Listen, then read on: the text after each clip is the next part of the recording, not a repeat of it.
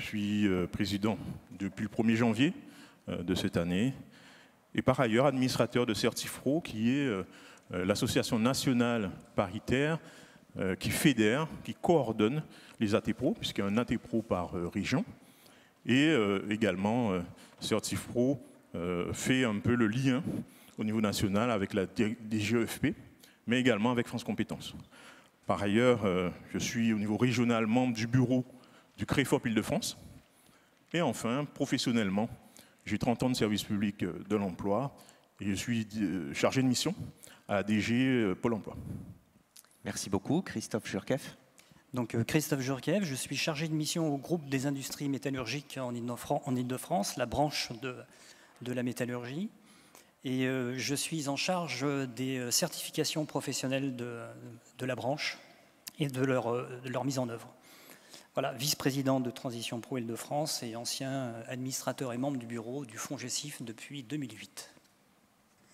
Merci à tous les deux. Alors, Pascal Coyot, si on voulait grossir un peu le trait, on pourrait dire que vous auriez finalement presque pu ne pas être là aujourd'hui, tant l'avenir, la pérennité des ATPro, d'ATPro Île-de-France n'était pas forcément garantie il y a 4 ans.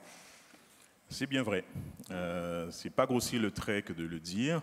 La loi de septembre 2018 a clairement atomisé le paritarisme de gestion dans l'écosystème de la formation professionnelle donc en France. Simplement, les partenaires sociaux se sont battus et ont obtenu que les fonds GESIF qui devaient disparaître se transforment en ATPro avec des missions élargies, mais malheureusement un budget 2 fois moindre. Mais malgré tout, nous sommes aujourd'hui présents avec la seule structure 100% paritaire donc, de gestion dans la formation professionnelle continue. Et ça, c'est important et c'est pour cela que d'une certaine façon, l'organisation de cette matinée débat au CESE, ce n'est pas un hasard, c'est quand même le temple de la démocratie sociale en France. Et ça nous tenait vraiment à cœur d'être présents, de vous inviter tous à être présents ici. Et nous remercions vraiment beaucoup Madame la ministre Carole Grandjean d'avoir fait le déplacement. Je crois que nous sommes tous sensibles au symbole que cela représente. Et encore une fois, merci pour cela. Et j'en profite aussi pour remercier le personnel de l'ATPro Île-de-France qui a fait preuve d'une résilience extraordinaire et qui, grâce à son dynamisme, nous a permis de vous présenter un beau plateau ce matin. Et j'espère que tous les développements qui seront faits seront de nature à démontrer le dynamisme du paritarisme de gestion et la pertinence des actions que nous mettons en œuvre pour faciliter les transitions professionnelles des salariés d'Île-de-France. Merci Pascal Coyot. Alors, un rappel, quelques précisions, Christophe Jurkeff. À quoi et à qui sert ATPro Île-de-France ? Alors, Transition Pro Île-de-France sert à financer des actions de formation certifiantes en prenant en charge les coûts de formation et le maintien des salaires chargés des bénéficiaires. Ici, ces actions donc, sont appelées projets de transition professionnelle. Et si c'est sa mission principale, d'autres missions lui sont confiées, telles que la certification du socle de compétences CLEA, ou encore l'étude du caractère réel et sérieux des dossiers des démissionnaires, salariés démissionnaires qui ont un projet de formation ou un projet de création d'entreprise. Et puis d'autres missions lui sont encore confiées, telles que l'analyse des besoins en emploi, en qualification dans la région Île-de-France et le suivi du conseil en évolution professionnelle. Alors, s'agissant des publics éligibles à ces dispositifs, tous les salariés sont concernés par ces dispositifs. Transition Pro Île-de-France instruit chaque projet visant un changement de métier ou un changement de profession. Alors, tous les salariés, à tout âge, de toutes les catégories socio-professionnelles, même si effectivement nous avons quelques priorités, et dans toutes les entreprises franciliennes. En effet, les entreprises sont également concernées, notamment via le dispositif des transitions collectives. Merci.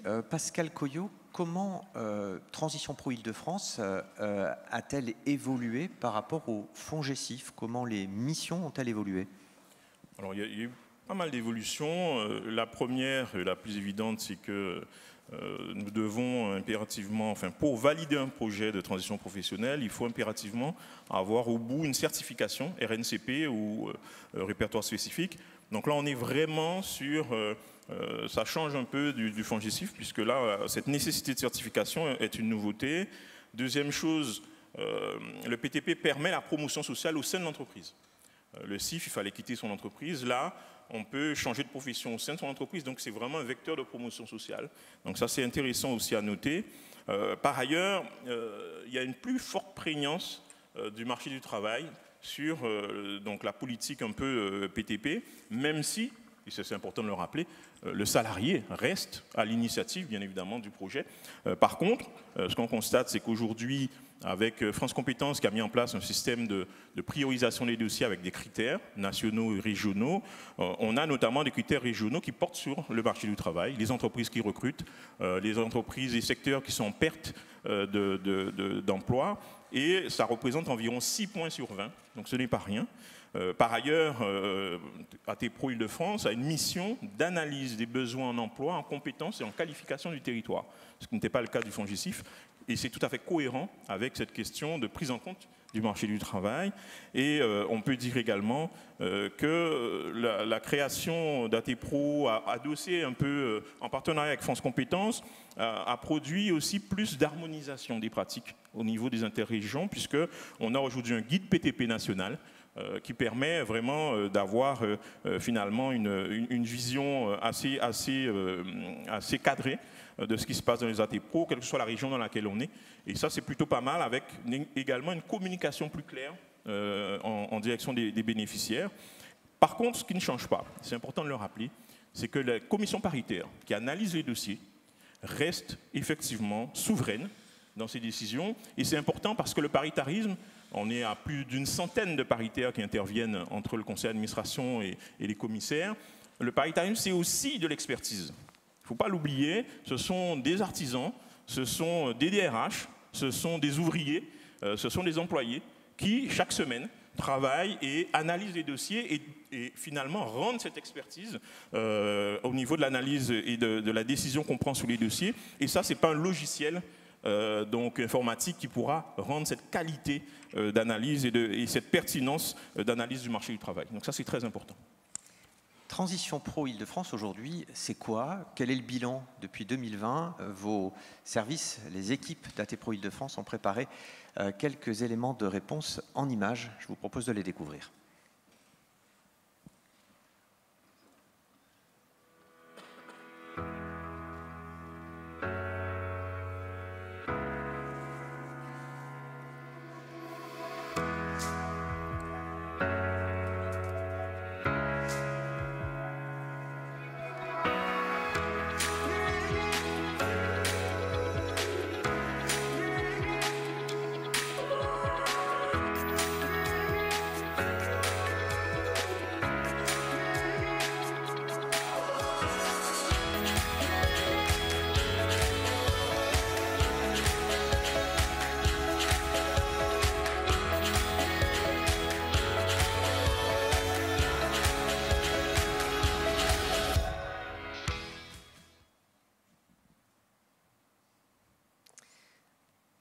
Voilà, alors Pascal Coyot, quels éléments saillants, si vous deviez en retenir 1, 2, 3 dans ce bilan depuis 2020? Alors, je vais pas. Il y a des chiffres qui sont passés un peu vite, mais vous les avez dans le petit sac qu'on vous remet à la sortie. Ce qu'on peut retenir, c'est surtout, je dirais, 2 points, notamment la dynamique de coopération partenariale qu'on a su mettre en place sur le territoire. C'est vrai que les FONGICIF, d'une certaine façon, étaient un peu dans leur tour d'ivoire. Aujourd'hui, avec ATPRO, on se positionne en tout cas comme un tiers capacitant pour les acteurs sur le territoire qui permettent réellement une coopération opérationnelle autour des enjeux des transitions professionnelles. Et le cas de Transco était assez significatif, ce nouveau dispositif quand il est sorti l'an dernier. On a mis en place toute une série de webinaires, de groupes de travail avec tous les acteurs qui, ce travail ensemble, a permis aussi une acculturation réciproque des acteurs, et finalement, ça a débouché à sur des coopérations opérationnelles dans d'autres secteurs, y compris sur des cofinancements PTP. Donc cette dynamique partenariale, nous en sommes fiers, et nous pensons que c'est aussi l'ADN d'ATPRO. Et le deuxième point, c'est bien sûr les résultats. Au-delà des résultats quantitatifs qui ont été avancés là, c'est aussi qualitativement. On a fait une étude PTP dont vous disposez là, qui montre que 90% des personnes que nous avons validées, dont nous avons validé le dossier, ont été certifiées. On a noté également que 3/4 d'entre eux disent que leur travail est beaucoup plus intéressant maintenant, après cette formation, et que 7 sur 10 ont vu leurs conditions de travail nettement améliorées. Donc je tiens à préciser également, et c'est important, Madame la ministre étant là, que l'an dernier, nous avions eu 32 millions supplémentaires au titre du plan de relance, et en 6 mois, nous avons consommé ces 32 millions. Et là, on ciblait notamment les métiers porteurs, etc. Donc, c'est preuve que nous sommes capables de faire plus si on nous donne plus. Je crois que le message est passé. Christophe Jurkeff, quels sont les attendus de Transition Pro Île-de-France avec cette matinée débat?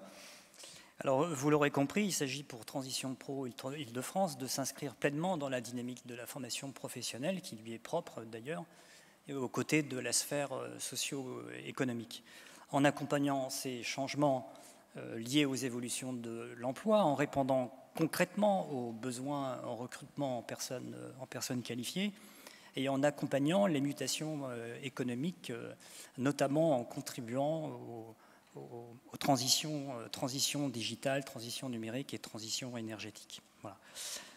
Transition Pro agit comme un révélateur sur notre société. Il en dévoile ses effets et il en dévoile toutes ses dimensions. Cet événement a donc pour objectif de vous présenter peut-être plus en détail nos actions et sans doute d'en démystifier certaines d'entre elles à la lumière des échanges, des débats, des tables rondes et des thématiques qui seront abordées. Pascal Coyot. Je crois que Christophe a très bien résumé les choses et vous avez vu sur les tables rondes, nous allons insister sur certains dispositifs qui nous paraissent essentiels au-delà du PTP. Je ne l'ai pas dit tout à l'heure, mais Cléa, c'est une des nouveautés du champ de compétences et des missions qui sont confiées aux ATPRO. Et nous croyons beaucoup en ce dispositif. Et la dernière table ronde montrera que c'est vraiment un levier que les partenaires sociaux mettent à la disposition des entreprises et des salariés pour, là encore, permettre à ceux qui sont moins qualifiés d'accéder à la promotion sociale, à la reconversion professionnelle. Et ça, c'est très important. Merci à tous les deux pour